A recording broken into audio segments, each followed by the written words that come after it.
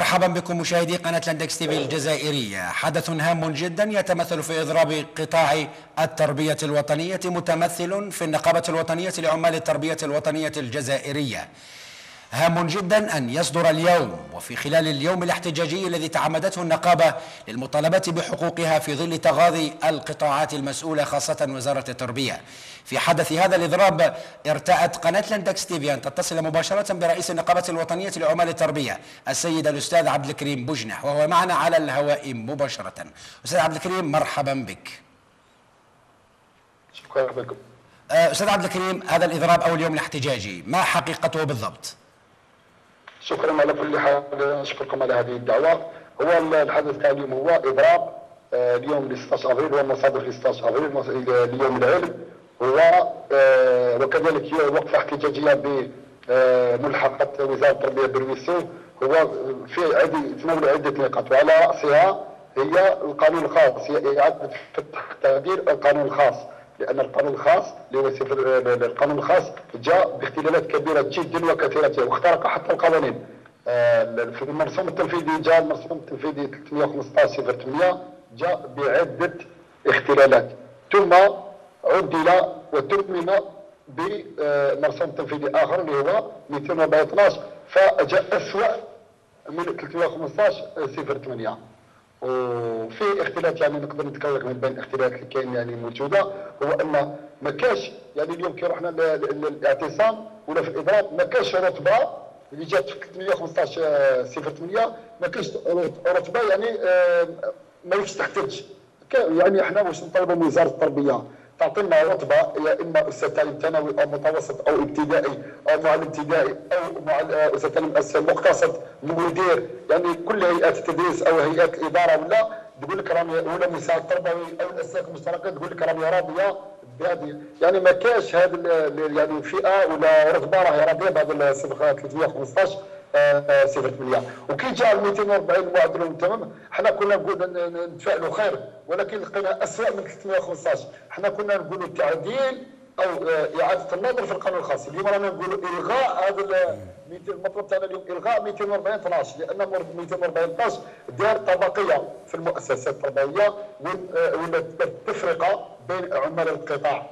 على سبيل المثال تلقى زوج عمال راتبين مختلفين لنفس الواجبات القانونيه والاساسيه للموظفين، يعني استاذ ومعلم، استاذ تعليم اساسي واستاذ تعليم متوسط يديروا نفس المهام وعندهم نفس الساعات، ولكن وكل واحد عنده رتبه، واحد عنده رتبه في 11 والاخر في 12. هذه هي الاختلالات اللي جاب بها استاذ عبد الكريم.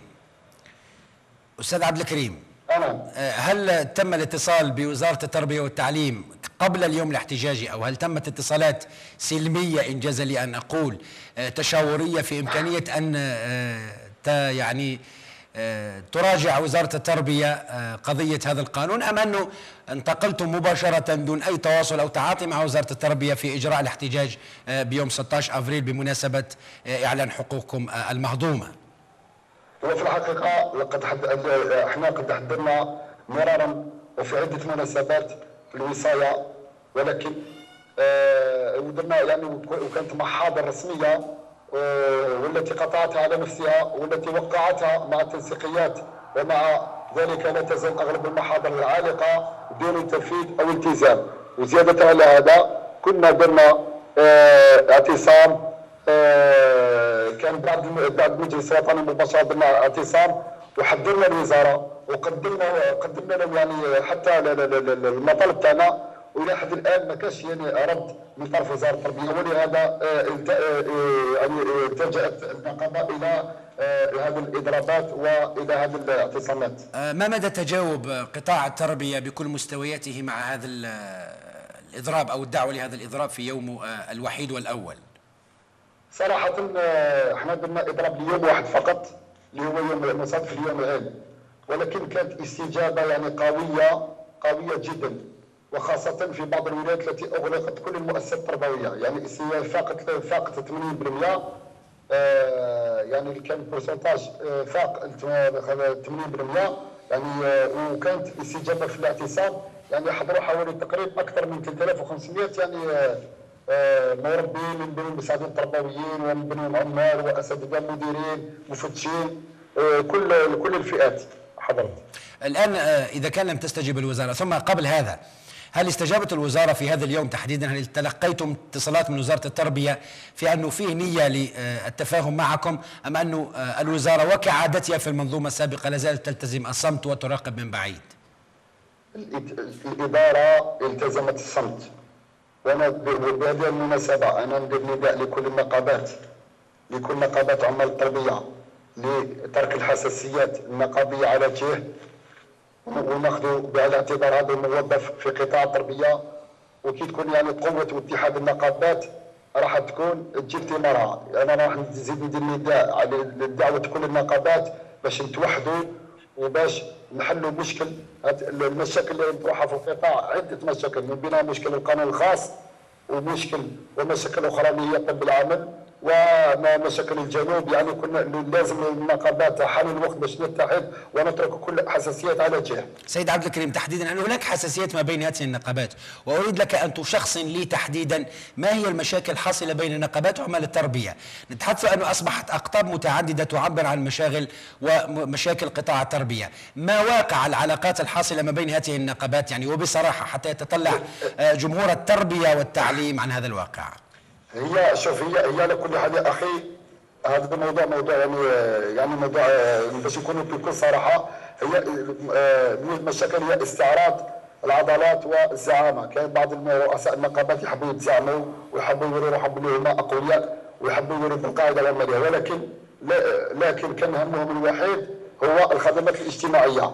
اليوم راهم في الخدمات الاجتماعيه قال كفانا مشاكل، راكم الخدمات الاجتماعيه راكم فيها. اليوم ارواحوا ندرسوا مشاكل العمال الحقيقيه، لان احنا كنقابه وطنيه لعمال التربيه كنا خارجين، يعني كنا ما دخلناش في صراع على الخدمات الاجتماعيه، لا في الانتخابات ولا في المفاوضات تاعهم.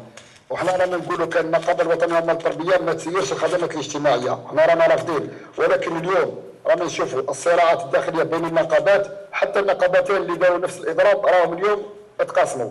احنا رانا نقولوا باللي اليوم حان الوقت باش نتكلموا على هذا الموظف وهذا العامل وهذا المربي. اذا ما رفعناش حنا عليه الغبن ما راحش يرفع عليه اي واحد الغبن. ولهذا انا نطلب من كل النقابات مره اخرى، ادعو كل النقابات للتوحد. جميل جدا. اذا في اخر اسئلتنا استاذ عبد الكريم بوجناح، كيف ترى تعامل الوزاره اذا كان استمرت في الصمت وعدم الرد على طلباتكم؟ ما هي الإجراءات التي يمكن أن تتخذها النقابة الوطنية لعمال التربية إذا صمت وزارة التربية مستقبلا؟ احنا إذا بقت الوزارة في هذا الصمت، احنا راح يكون اليوم راح نديروا اليوم اجتماع تقييمي ونقيموا واش درنا اليوم العلم هذا اللي أهين فيها المربي من طرف قوة القمع. احنا راح ان شاء الله نروح ندخلوا في استاذ عبد الكريم اذا سمحت دقق لي على النقطه. ما معنى اهين فيها عامل تربيه عن طريق القمع؟ من تلقيتم وكيف جرت مجريات الاعتصام امام مقر قوات الامن؟ انتظرتنا بالعصي. وهل تم الاعتداء على بعض المعتصمين؟ اعتقلت اكثر من 300 شخص. وهل تم الاعتداء استاذ عبد الكريم؟ دقق معي حتى يرى الراي العام. اعتداء على عندنا حتى بشهاده طبيه، اعتدوا على امين ولائي لولايه التبسه، واعتدوا على اخت راهي مجروحه في الرجل تاعها، والاخ هذاك النقابي هذا راه كان في المستشفى وداروا له حتى شهاده طبيه كوي بلوسير، يعني ضرب وجرح. واعتقلت انا كامين عام للنقابه الوطنيه لمده ساعتين في مركز الشرطه سيتيام ارونديسمون بالكور. يعني بكل صراحه اليوم رانا نشوفوا باللي اصبحت سياسه القمع، وبهذه الطريقه هذه ما راحش تخرج على خير. احنا واش نطالبوا من الوصايه فتح باب الحوار مره اخرى بجديه وتلتزم بالنقاط اللي درناها في المحاضر واعاده النظر في القانون الخاص. احنا رانا نقولوا باللي الوزاره عندها يد في باش يعني كي تحب تفتح القانون الخاص نقدروا نفتحوه، يعني لان في يعني في نقاط او اخطاء قانونيه. إذا كان لم ترد وزارة التربية على مطالبكم؟ ما هي الإجراءات بعد اجتماعكم؟ إن جاز لي أن أقول إجراءات افتراضية، هل يمكن فتح باب إضراب غير يعني إضراب مفتوح بدون أجال، أم أن هناك إجراءات أخرى يمكن أن تتخذ، خاصة وأن البكالوريا في الطور الثانوي على الأبواب، وشهادة التعليم المتوسط على الأبواب، وشهادة الابتدائي على الأبواب؟ ما محل اليوم الطلبة والتلاميذ في قطاع التربية من كل هذه اللا تفاهمات؟ وعلى كل حال احنا راح نديروا مجلس وطني استثنائي ان شاء الله يكون في اقرب الاجل، وراح ناخذ المجلس هو راح يوسيد وراح ياخذ قرار ندخلوا فيه. ممكن ندخلوا في اضرابات او اضراب مفتوح او نقاطعوا الامتحانات، يعني المجلس هو السيد راح ياخذ القرار تاع طريقه الاحتجاج. احنا بالنسبه للتلاميذ هذو راه اولادنا، احنا على كل حال احنا اولياء قبل كل شيء، وهذو اولادنا وحنا عندنا اولادنا يقراو مازالهم يقراو، وراهم في كيما يقول لك راهم مقبلين على شهاده البكالوريا وكاين مقبلين على شهاده المتوسط. احنا على وزاره التربيه هي المعنيه الاولى بهذه التلاميذ.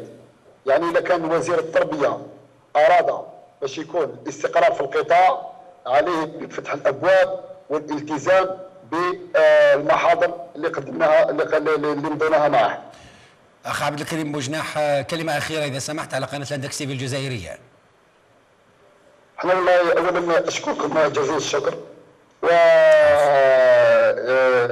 نظن انا ما بقاليش باش نقول يعني حاجه كبيره، نقول بالاساتذه باش يتوحدوا، ونقول نطلب من النقابات ثاني يتوحدوا باش تكون عندنا كلمه واحده موحده، وهكذا نقدروا ندافعوا على حقوق العمال بجديه ونتركوا كل الحساسيات على جهه.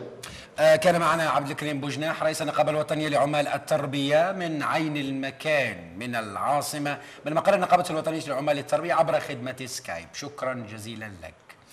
ربما تبقى المسيرة صعبة جدا، ربما تبقى المسيرة صعبة جدا لعمال التربية في خوضهم لطلب حقوقهم بشكل يعتقدون في صوابه، فيما ننتظر دائما تدخل الجهات المسؤولة لإنصاف الناس فيما يطلبون فيه.